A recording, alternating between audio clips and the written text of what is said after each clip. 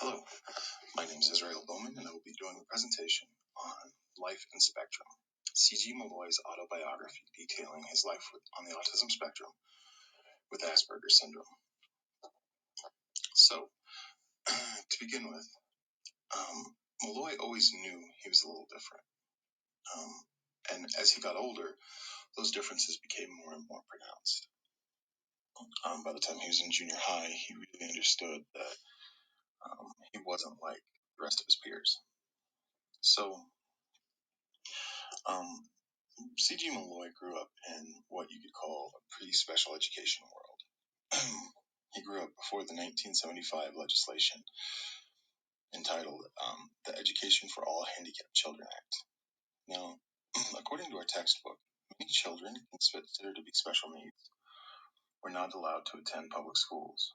They were often institutionalized, where there were programs in these institutions that sought to fix rather than educate the children.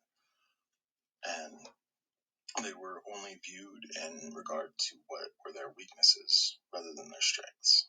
So for Malloy and his family, this meant that he either passed as what society considered normal for their time period, or he might find himself in an institution.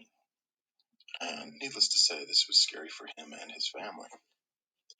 And this meant in many ways, Malloy had to walk a fine line between his disability and the world he was trying to fit into. Now, to define what the autism spectrum is and Asperger's is, when discussing Malloy, I think it's important, as Malloy might point out, to use Malloy's definition.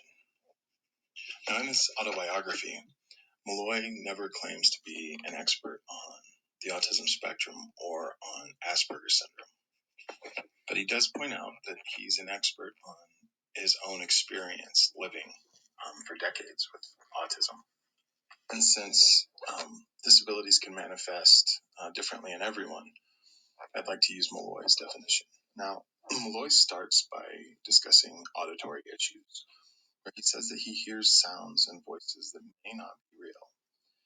So one of the ways he tests for this is, for example, if he's sitting alone in a room and he hears someone speak, then he knows that odds are the voice is all in his head. Aside from auditory issues, one of his major obstacles to overcome is his inability to read social cues, which makes it really hard for him to fit in. Now, in his inability to read these social cues and understand what it feels like everyone else around him understands immediately, this inability to read social cues makes it hard for Malloy to make and keep friends. On the flip side, Malloy does say that it's really easy for him to point out people who are being disingenuous. That's one way that what might be perceived as a weakness comes across as a strength. Another one is that Malloy is really good at problem solving, but he problem solves a little differently than other people. One example Malloy uses is math. So he was taught to do math a certain way, and he said that it was really easy for him. And then they changed the process, and they did what Malloy calls the new math. He really struggled with this new process. So when he tried to do it the old way, he would get in trouble. So he has a really good visual memory. So he would actually do the old math in his head and then write down the answer. And so he kind of avoided detection in that way. But he talks about how he needs concrete examples. He needs to know how this is going to work in the real world. Otherwise, it doesn't make sense to him, and he can't bring himself to do it. Another thing I think is interesting is that he claims to not understand why people are mean or why people lie.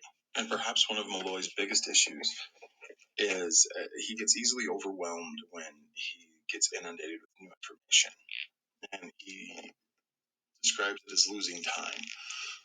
So if, say, he's riding his bike too fast, the information's coming at him at a really fast rate, and he has a hard time processing everything, and so his brain kind of shuts down for an indeterminate amount of time, and he doesn't always realize how much time has passed. So I'm going to wrap up part 1, and I will continue part 2 in the next video.